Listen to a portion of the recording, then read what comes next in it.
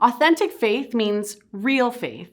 It means what you believe and how you live match.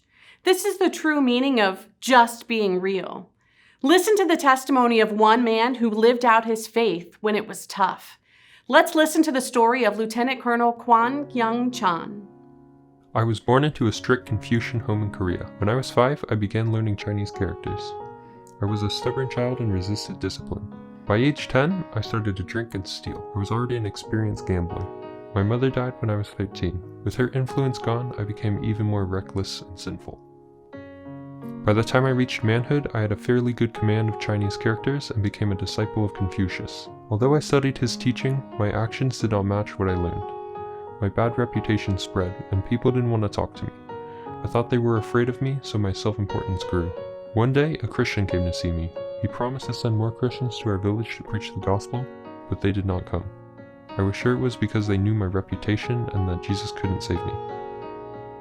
A while later, that same Christian came to me and told me the Salvation Army would be coming to my village that night. I waited, doubtful they would come, but they arrived as it got dark, on bicycles and with a cornet, and began to preach. The village came to hear them and listened as they sang, prayed, and preached about salvation. After the meeting, the officers began praying with people. That night, I surrendered my life to God and became truly saved. I am glad to say I was saved, pardoned, and received forgiveness for my sins. In my heart there was peace. My old grandfather said over and over, "It is good to believe in Jesus. My grandson, who was so bad, is a new man in Jesus Christ and the Salvation Army." When people saw my conversion, they were interested but amused. "Ah, now we will have plenty to drink," they said, for Kwon has become a Christian and will no longer drink. Even though they joked, they seemed to be truly amazed that I could be so changed. I got married at age 20. My wife also had a Confucian background but became converted. Together, we dedicated our lives for God's service in the Salvation Army and went to training college in 1926. We served in several appointments the first 20 years of our officership. I especially loved open-air evangelism in each one, since I was converted in the open air. I knew many who will not enter a Christian church will listen to the words of Christ spoken outside. Christians in Korea went through a lot of persecution. Many ministers went to prison, others resigned. Freedom came in 1945, but it was short-lived. The country was to be divided. The North was under communist control. This imaginary line dividing the nation became a death line for many. The majority of ministers and Christians fled south seeking security. I felt that I must remain in the North. I was imprisoned twice. After my second release, I learned that most of my people had gone south. With the work of the Salvation Army almost completely suppressed, I decided to get my family south too. It took us 2 years to accomplish this. On June 25, 1950, South Korea was invaded. The capital city was captured. 2 nights later, a military officer and several soldiers entered my house and took my 2 sons and me to jail. We were put in a large room with many other Christian workers. After a long interrogation, we were finally released. During those terrible days, one scripture verse sustained me. I know whom I have believed, and am convinced that he is able to guard what I have entrusted to him. Soon after, soldiers came back to our home, forcing us to leave so they could have our house. We took refuge on the property of the Salvation Army's girls' home in Seoul.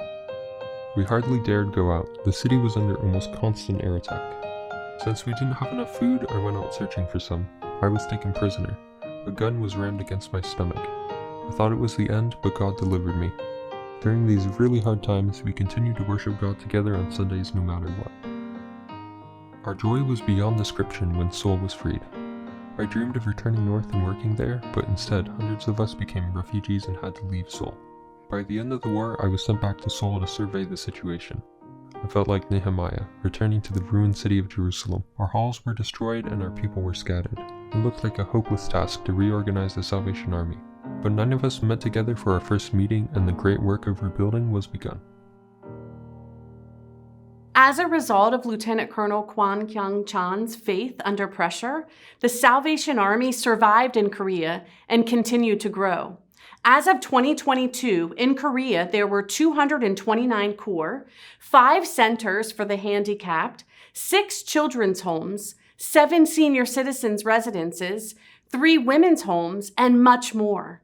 There are 823 officers, more than 47,000 senior soldiers, over 7,000 junior soldiers, and more than 2,000 employees. It may seem like what one Korean man did was extraordinary. He kept believing when it was hard. He kept praying. He kept obeying. And he kept speaking the good news. He made a commitment and followed through with it. He maintained his relationship with Jesus. Simply put, he lived out his faith no matter what. And you can too.